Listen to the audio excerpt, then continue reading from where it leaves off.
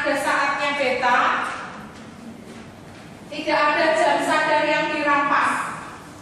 Jadi pada saat waktunya sadar, ya pakai gelombang beta menggunakan otak berpikir.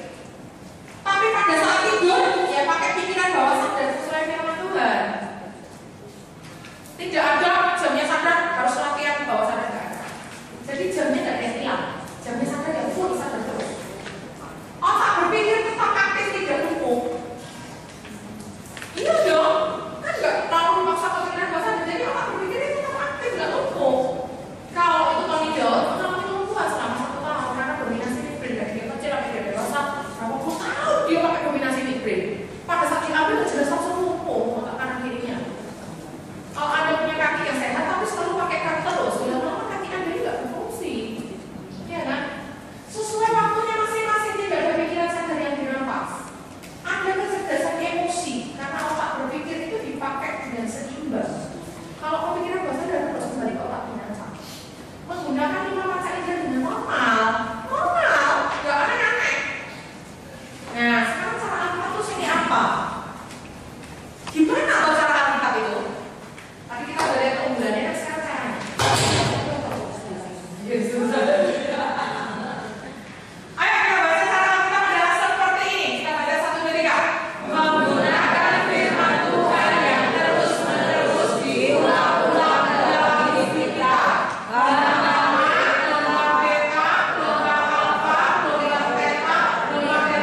Semuanya diisi firman Tuhan. Pada saat saya seminar di Magelang, ada yang nanya, nanti mau jadi orang Farisi. Jadi orang Farisi dikit-dikit firman. Ya, beda saudara. Yesus itu melakukan dan mengajarkan. Melakukan apa yang diajarkan, mengajarkan apa yang dilakukan. Tapi kalau orang Farisi, Tuhan bilang, ikuti aja ajarannya, jangan ikuti kelakuannya. Kenapa kita mesti takut anak kita jadi Farisi? Kan kita memberi teladan pada dia, teladan hidup yang takut-takut Tuhan. Tidak perlu takut. Kecuali kita sendiri sebagai orang tua, firman. Tapi kita nggak jadi pelaku firman, ya anak kita jelas Farisi. Benar, soal semua ayat, tapi hidupnya jauh dari Tuhan bisa saja. Ada orang yang kayak gitu. Teolog murni itu, loh apa kata Alkitab gini? Penafsirannya pun menurut dia sendiri, bukan kata Tuhan, ya kan? Nah, mengapa harus firman? Loh, kalau pintar kok yang dikenal firman? Bukannya itu kok Inggris, rumus matematika, rumus fisika, rumus biologi, nama-nama Latin dalam bahasa Latin, bunga mawar itu nama Latinnya apa? Bukannya itu kok yang diawali. Lah kok harus Alkitab? Wah, itu sih ke Alkitab banget nih. Ya, di sini. Mengapa bukan rumus-rumus yang lain? Karena Amsal 2 ayat 6 mengatakan seperti ini, kita baca sama-sama. Amsal 2 ayat 6. Karena Tuhanlah yang memberikan hikmat, dari mulutnya ada pengetahuan dan kepandaian.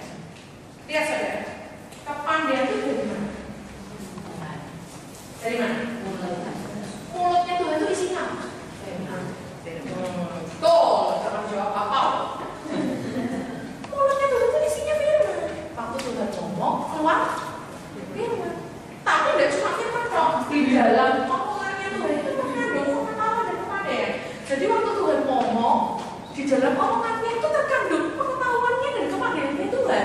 Jadi waktu firman itu masuk, otomatis kepandaian dan pengetahuan Tuhan kan kalau masuk. Gitu saudara. Saya beri contoh. Pada saat Indonesia mau memilih presiden, terjadi debat presiden di televisi.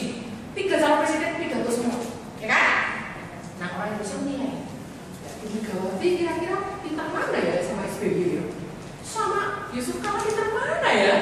Orang Indonesia menilai. Dari apa cara menilai? Pidatonya, caranya jawab pertanyaan, caranya ngomong, ketahuan semua isi otaknya. Oh, Megawati tuh gini dia. Ada seorang ibu jadi pandangannya begini. Oh, SBY kan dia tentara, oh pantas dia cara berjawabnya juga bagus begini. Wah, kalau Yusuf Kala karena bisnismen, jadi dia begini-begini. Kelihatan nggak dari omongannya? Iya, jangankan gitu. Saya cek ke Solo cuma tanya, Bu, jalan apa nih? Kebangkitan nasional itu mana? Langsung orang itu tahu, oh dia bukan orang Solo ini, dia nggak orang Solo kok. Langsung ketahuan, cuma asal Tuhan itu langsung ketahuan. Sama dengan pada saat firman Tuhan keluar, itu kepandaiannya Tuhan, hikmatnya Tuhan ikut keluar bersama dengan omongannya dia. Nah, hikmat itu adalah EQ, emotional quotient. Pengetahuan itu adalah IQ, intelligent quotient. Dan kepandaian itu adalah SQ, spiritual quotient. Jadi orang-orang sering ayatnya berhenti sampai sini dok. Yang salah satu 7 takut akan Tuhan adalah permulaan pengetahuan titik. Salah, ayat itu belum selesai. Tetapi orang bodoh menghina hikmat dan didikan. Hikmat itu adalah kecerdasan emosi, didikan itu kecerdasan spiritual. Takut akan Tuhan permulaan pengetahuan itu adalah IQ, kecerdasan kognitif. 3 dimensi kecerdasan di Alkitab ada, saudara. Manusia menemukan. Di Alkitab ada. Lanjut. Firman Allah mengandung pikiran Allah. Kata logos dalam bahasa aslinya tidak hanya artinya firman Allah, tapi logos ini juga artinya pikiran Allah dan kecerdasan Allah. Ada semua. Beta dan alfa secara Alkitab adalah prinsip keseimbangan. Ini ada di kitab Ulangan ayat 4 sampai 15. Ayatnya terlalu panjang. Kita nggak akan baca, saya akan rangkumkan. Jadi firman Tuhan bilang, kamu tuh harus mengajari anak-anakmu mengasihi Tuhan dan mengasihi sesama. Itu adalah kurikulum Alkitab. Kurikulum Alkitab adalah mengasihi Tuhan dan mengasihi sesama. Tanda salib. Kasih sesama, kasih pada Tuhan. Tanda salib. Itulah yang dinamakan takut akan Tuhan adalah permulaan pengetahuan. Takut akan Tuhan itu bukan ada Tuhan begini takut. Bukan. Takut akan Tuhan itu adalah aku sangat takut kalau apa yang aku lakukan itu menyakiti hati Tuhan. Jadi kita jelaskan pada anak, apa arti takut akan Tuhan? Kalau kamu mencuri itu berarti kamu nggak takut akan Tuhan. Kok bisa? Karena pada waktu kamu mencuri, aku nggak takut ya. Aja aku nggak tahu nggak apa-apa kok. Tapi kalau kamu takut sama Tuhan, kalau aku mencuri itu kalau Tuhan tahu, Tuhan sedih. Kan takut dimarahin Tuhan bukan? Ada orang tua gini, jangan gitu loh, nanti Tuhan Yesus marah loh. Ya ampun, Tuhan Yesus dibuat konten-kontenan. Kasih yang nanti sampai besar dia menganggap Yesus selalu marah-marah. Loh, harusnya bilang sama anak ini, kalau kamu lakukan itu Tuhan Yesus sedih. Kamu ingin menyenangkan Yesus, kamu buat Yesus sedih. Aku ingin menyenangkan Yesus, buat Yesus ketawa kan? Ya, aku itu lakukan yang membuat dia senang.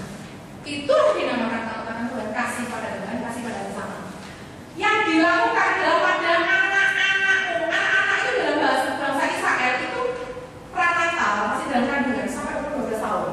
Kurikulum Alkitab itu sampai umur 12 tahun. Bukan berarti 13 tahun lebih nggak boleh deket, bukan. Tapi penanaman firman itu pada masa dalam kandungan sampai akhir balik. Karena Yesus itu dikatakan cerdas Alkitab setelah dia umur 12 tahun. Artinya dia tamat SD. Itu Alkitab sudah menguasai semua. Kenapa saudara kok 12 tahun?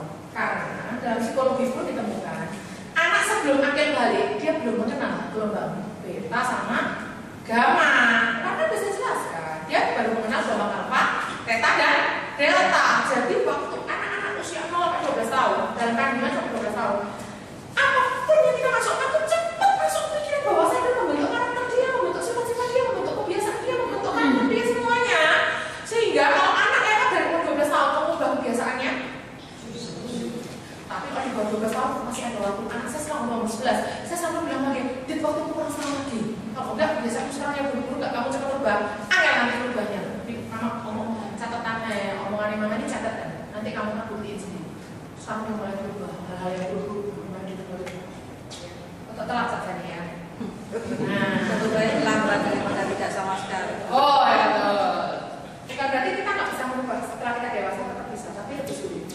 Lihat ya, di kitab Ulangan tadi, di kitab Ulangan 6 ayat 4 sampai 15 tadi disebutkan, ajarkan pada anak-anakmu berulang-ulang. Kitab Taurat ini ajarkan berulang-ulang.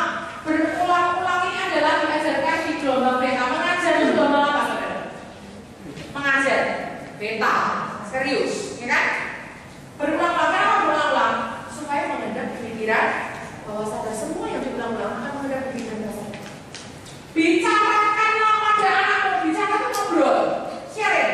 Itu gelombang apa? Ngapalin ayat itu beta, tapi kalau ayat itu diobrolin, misalnya ayatnya kuduslah kamu seperti kamu kudus, semua ngapalin lah, serius kan? Dan nanti pada saat di meja makan diobrolin. Temanku yang nyatakan, ada loh, nilai berapa? 10. Lah kamu nyatakan, enggak, nilai berapa? 7. Lah kamu kepengen nggak nyatakan kami nilai 10? Nggak boleh loh, Ma. Itu kan namanya nggak hidup. Terus itu kan curi-curi loh, Ma. Ya bagus, ayatnya mana?